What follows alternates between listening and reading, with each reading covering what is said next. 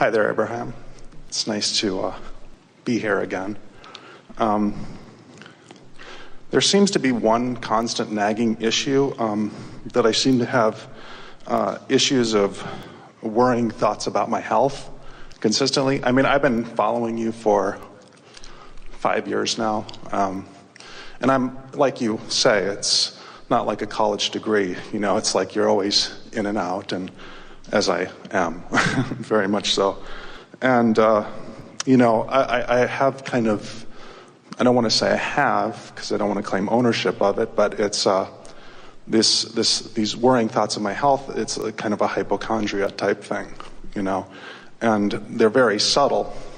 And the thing that I think, the more I've gotten into your teachings, the thing that kind of weighs on me a little bit is that, you know, I really do believe at this point that, you know, you create what you think. You manifest what you think, especially things you think upon very lightly. And, you know, the worrying thoughts about my health, they come and they go. But it is these very, they are those subtle thoughts, and that kind of makes me worry even more. Because it's like, you know, here I am thinking lightly about these, you know, health-related thoughts when, you know I'm a generally healthy guy. And then I really, over the years, have kind of gotten out of this thing of consistently going to the doctor, because I would go to the doctor and of course there would be nothing wrong.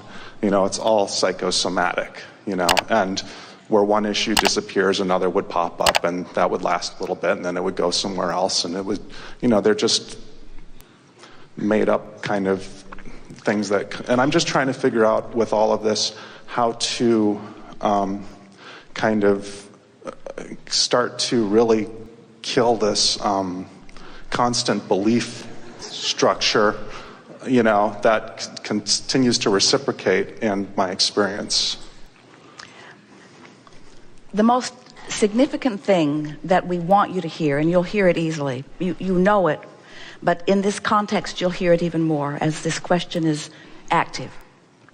When you have that nagging discomfort, you've just got to know, especially in the context of what we were just saying, that what that means is you have, by virtue of what you're focused upon, activated a vibration that is in disagreement with the source within you. So we want to say to you that every time for the rest of your life that you focus upon something that you don't want, and there are few things that you don't want more than you don't want that. When something really, really matters to you and you focus upon the opposite of it, you're going to feel far more than a nagging feeling. You know what that nagging is? It's us saying, "You're not letting us in." In other words, it's us nagging you. You're in a vibrational place which you have the free will to be in. You have the right to focus upon the exact opposite of each and everything in the world you want. You can start following conspiracy theories. You can start talking about economic doom and gloom. You can start looking at the corruption in government and the corruption in politics.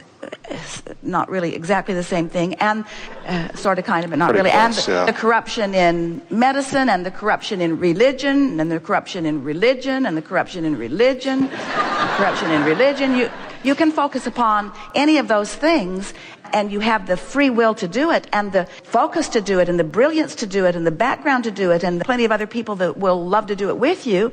But every single time you do that, you're going to mess up your relationship with your source, because your source won't go there. And what's really interesting is, as life has been moving, your life, and you've been worried and therefore asking, and worried and therefore asking, who your inner being is and what your inner being knows about this specific subject is really, really, really evolved. So that's why it gets worse instead of better if you don't figure out what you're doing and just go to the vortex where the worry doesn't exist. Because the longer you live, the more you ask, and the more you ask, the more you have to keep up, and the more you don't keep up, the worse you feel, you see. So sometimes people want us to say there's nothing to worry about. And there ultimately really is nothing ever to worry about. But we tease you when you ask us to pronounce you in a position where you don't need to worry, because that's not different from wanting a manifestation that makes you feel better. When you are dependent upon the in the moment change or manifestation of reality to feel good, as you go to the doctor and you get a confirmation that all is well for now. I know, exactly, yeah, for now. But now that moment's passed, it's time to worry again. Right, yeah, exactly. So as you get that in the moment confirmation that all is well, then that's a feeling response in response to the manifestation that you want. And so to ask anyone to give you reassurance is like asking for a manifestation to give you the reason to feel good, and it's backwards. Being in the vortex and aligning with the vortex is the solution that you are always looking for, period. It is the solution that you're always looking for. And you have the ability to go there now. You said you've been listening to us for a while. Do you believe that you are an extension of source energy? I do. You know, I think, I mean, this is a good point. I mean, I think with everything, there's always this, you know, after I've done all of this and have manifested a lot of amazing things in my life, you know, there's always kind of this there's this little skeptic behind everything who wants, you know, constant proof of things. That's what we were talking about that worthiness feeling. So are you saying that no matter how much you focus and how much your focus affects your manifested reality, that still there is always a doubt that there's something that you will not be able to affect? Or that there is some other reason that it's being affected that has nothing to do with you? Yeah, no, I think that's an honest thing to say, probably, you know. So, do you think it might be possible that your inner being knows something very different than that? Yeah, and And do you think it's absolutely logical that when you think that bogus thought, that you'd feel uneasy because your inner being isn't going there with you? Yeah, absolutely. Isn't it interesting? In other words, so my thought is, maybe it's possible that I don't really create my own reality.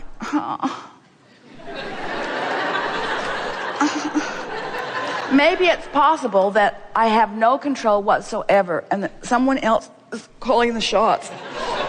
And that bad things are just going to keep happening to me. And that life sucks and then you die.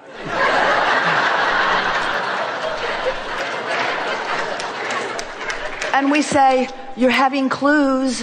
You're having clues. That discomfort that you're feeling is the source within you saying, it isn't that way, it isn't that way, it isn't that way, it isn't this way. Come over here with us and know what you know. Be who you are, be all that you are. Allow the fullness of who you are. Let life breathe into you. Let love breathe into you. Everything's all right. It's getting better and better and better and better and better. And so don't you think it's nice when you can have some experiences where you're having some discomfort and you are able to bring yourself into alignment with who you are and what you really know, and feel the ease of that knowing, you see. There is nothing more delicious than to find a moment where, just a moment, where you know what you really know. Ah, sweet relief when you know in this moment what you really know. And agony when in any moment you don't let yourself know what you know. And so we don't want you to be dependent on us to know what we know and to just keep talking about what we know so that you can hear what we know and what we know and what we know until you know it. But that's sort of what influence is what upliftment is. When we know what we know so unequivocally, and we know it as we're visiting with you so unequivocally, and we see who you are and where you're going unequivocally, it makes you know it too. But we can't know it so much that we can come over where you are and know it for you. You have to make the leap, you see. And that's what true creation is. That's where all the freedom is. Until you really know that, you're not free. Do you know how many people stand in dread fear of the very thing that you're talking about? Almost everyone is in some stage of resistance about that subject. And it really is time to get over it. It's time to take control of how you feel, regardless of the condition. And when you do, the condition will change every time. And the world will stand in amazement at what you have accomplished, because the world, for the most part, does not know that. does not know that at all. There is a new physician that Jerry and Esther met recently who came out to the house and visited, because Jerry and Esther are moving back out to Del Mar, and so the doctors who have been playing with him are going to be different now. And so one of these lovely men came and visited with them as they were getting ready to make their transition back to California. And he said to them, you know, I felt something when I met the two of you that I can't really explain. He said there was an energy. He is a man from India, so he sort of gets that sort of thing. He said, there is an energy about the two of you, and there was upheaval in my life experience. In fact, the day after he met them, he stopped doing what he was doing temporarily, left the facility where he was practicing and went somewhere else, went nowhere else temporarily. And he said, and so I got on your website and I began reading and I ordered your books, and I want you to know that I think I knew this, but I didn't really know this. He said, I'm going to start integrating this into my work. And Esther looked at Jerry and said, are we really wondering what this is about when we hear things like that? Because for years, Jerry's been asking the question that you're asking, a very pointed and powerful question. Why aren't they looking for causes? Because until we find the vibrational cause of something, we're nowhere. We're nowhere. The resistance just squirts out in another way and another way and another way and another way. Can't you feel the power of asking a question that is so big and all of the cooperative components coming into place? Because it's time for this physical world to free themselves of the bondage, of the fear of what they think is uncontrollable relative to their physical body. Look at you. You could not be a healthier being. Everything about you is radiating well-being, and still, with all of this robust wellness, you are pinching off the power of your moment because of the possibility of what could come one day. And we say, give it up. Give it up. Start claiming the nowness of your well-being. Claim the well-being of your nowness. Claim the alignment with who you are. And we so want to convince you, and of course we can't, because it's a thing that you have to find your own convincing about. We just know it, and we know it so much that you can find your knowing if you care about how you feel. We just know that you have the ability, thought by thought, to come into full alignment with that knowing of who you are, and nothing less than that will ever feel good. You got no choice. You got to come into alignment with all you know, or you can't feel good. Period. Period, period, period, period, period. These emotional manifestations are all you have to reach for. An emotional manifestation now, then now, then now, then now, then now. And as you line up with who you really are now, and who you really are now, and who you really are now, and who you really are now, in that alignment, in that resourcefulness, in that balance of well-being, the manifestation has to follow that alignment. It just has to follow that alignment. It's law. It's law. I've always been the one thing I always say I have had ever since I was a little kid is I've always been really tapped into just being enormously creative. And my brain's always chatting. Enormously creative, does that mean to you that you are able to get yourself into the vicinity of who you are enough that the wholeness of who you are is flowing, which gives you broader, deeper, richer access to thoughts and ideas than if you weren't doing that? That's our explanation of creativity.